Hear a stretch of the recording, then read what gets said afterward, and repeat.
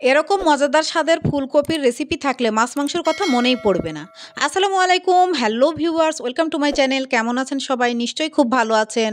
আপনাদের দোয়া ও অনুপ্রেরণায় আমিও খুব ভালো আছি। তাই চলে আসলাম আবার নতুন আরেকটি রেসিপি নিয়ে। আজকের রেসিপি ফুলকপির রোস্ট। তাহলে চলুন আমার কিচেনে কিভাবে আমি ফুলকপির রোস্ট রান্না করেছি তার রেসিপি আপনাদের সঙ্গে শেয়ার করি।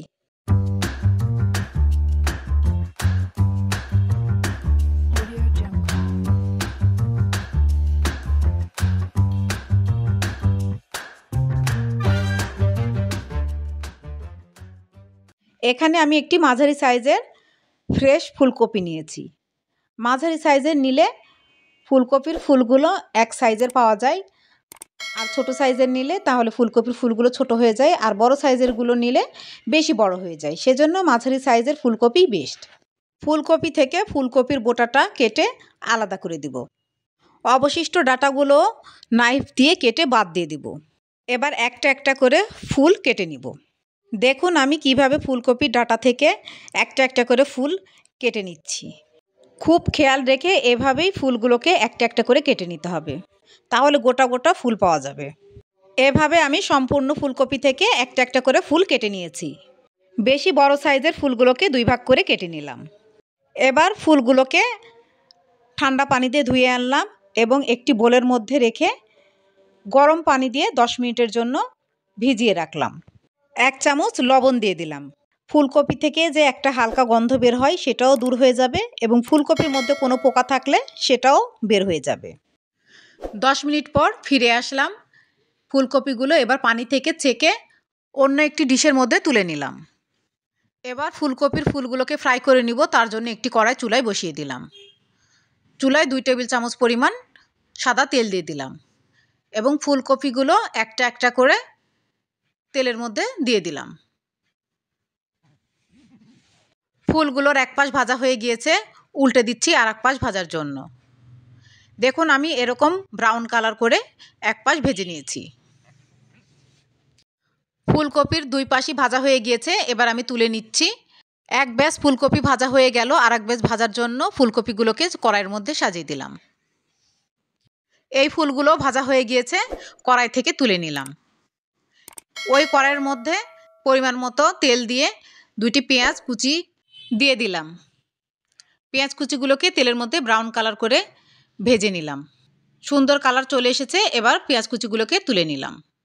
ওই তেলের মধ্যে গোটা গরম মশলা, একটি তেজপাতা 2 ভাগ করে এবং একটি শুকনো মরিচ 2 ভাগ করে ভেঙে দিয়ে দিলাম। সুন্দর অ্যারোমা বেরোলে 1 কাপ পেঁয়াজ বাটা দিয়ে দিলাম। নেড়ে চেড়ে পেঁয়াজ বাটাগুলোকে তেলের সঙ্গে ভেজে নিব।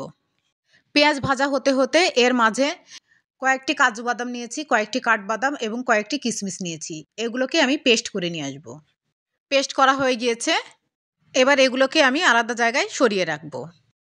এরই মাঝে পেঁয়াজ বাটাগুলোকে খুব ভালোভাবে তেলের মধ্যে ভাজা হয়ে গিয়েছে। আরও হাফ কাপ পরিমাণ সাদা তেল দিয়ে দিলাম। নেড়ে চেড়ে মিক্সড করে দিলাম।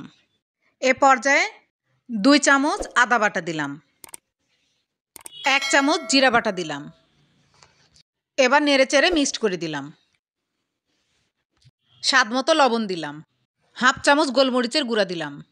হাফ চামচ চিনি দিলাম। চিনিটা অপশনাল, না চাইলে স্কিপ করতে পারেন, তবে দিলে টেস্ট এনহ্যান্স হয়। আর যেহেতু এটা ফুলকপির রোস্ট, চিনিটা অবশ্যই দেওয়ার চেষ্টা করবেন।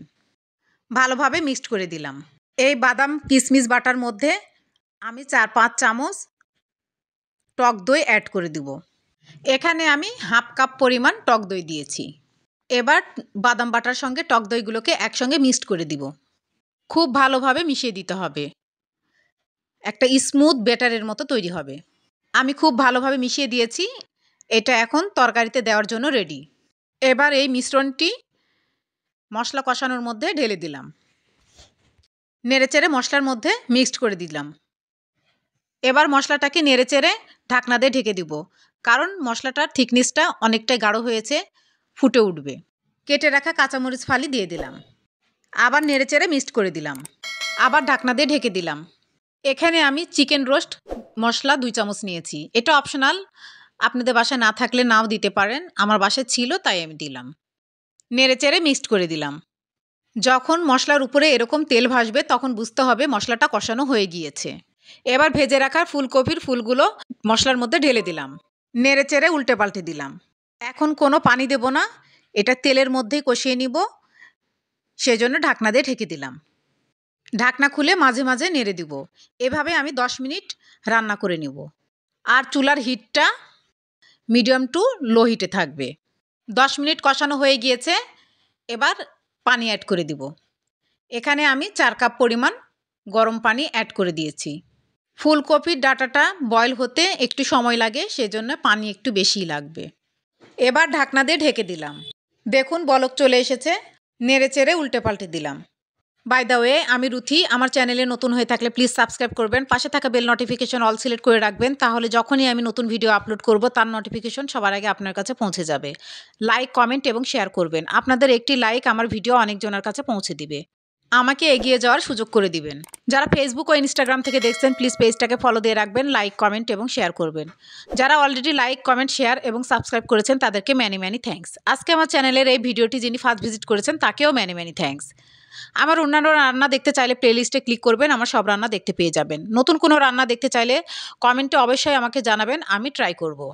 ফুলকপির রোস্ট রান্না প্রায় হয়ে এসেছে, ঝোলটা অনেক গাঢ় হয়ে গিয়েছে। এবার সামান্য পরিমাণ পেঁয়াজ বেরেস্তা ছড়িয়ে দিলাম, এতে পেঁয়াজের খুব সুন্দর একটা স্মেল বেরোবে।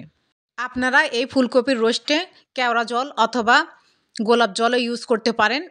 আমি স্কিপ করেছি কারণ এর গন্ধটা আমার কাছে ভালো লাগে না। তবে নামানোর আগে আমি 1 চামচ ঘি ছড়িয়ে দিব। ঘি দেওয়ার ফলে স্মেলটা এত সুন্দর বেরিয়েছে যে বলে বোঝানো যাবে না। অবশ্যই বাসায় ট্রাই করতে হবে, নয়তো এ স্বাদের মিস করবেন। বাজারে এখন অ্যাভেলেবেল ফুলকপি। অবশ্যই আমার রেসিপি ফলো করে একবার ট্রাই করবেন এবং কমেন্টে আমাকে জানাবেন কেমন হয়েছিল। এবার আমি পরিবেশন করে দেখাচ্ছি। এই ফুলকপির রোস্ট লুচি, পরোটা, পোলাও এবং গরম ভাতের সঙ্গে অসম্ভব টেস্ট লাগে। মাংসর কথা মনেই পড়বে না, কারণ মাংস তো আমরা সব সময় খাই। সেই জন্য মাংস ফেলে এই ফুলকপির রোস্ট দিয়েই আপনি খেয়ে উঠবেন এবং বারবার রিকোয়েস্ট আসবে এরকম ফুলকপির রোস্ট বানিয়ে খাওয়ানোর জন্য। আমার রেসিপিটি কেমন লাগলো কমেন্টে অবশ্যই আমাকে জানাবেন। দেখুন প্রত্যেকটি ফুলগুলোই গোটা গোটা রয়েছে, একটা ফুলও ভেঙে যায়নি। পারফেক্ট ফুলকপির রোস্ট হয়েছে। আর এই ফুলকপির রোস্ট ঠান্ডা হয়ে গেলে ঝোলটা আরও গাঢ় হয়ে যাবে। আমি গরম গরম পরিবেশন করেই দেখাচ্ছি। সুন্দর দেখানোর জন্য আবার অল্প পেঁয়াজ বেরেস্তা উপর দিয়ে ছড়িয়ে দিলাম, এটা অপশনাল।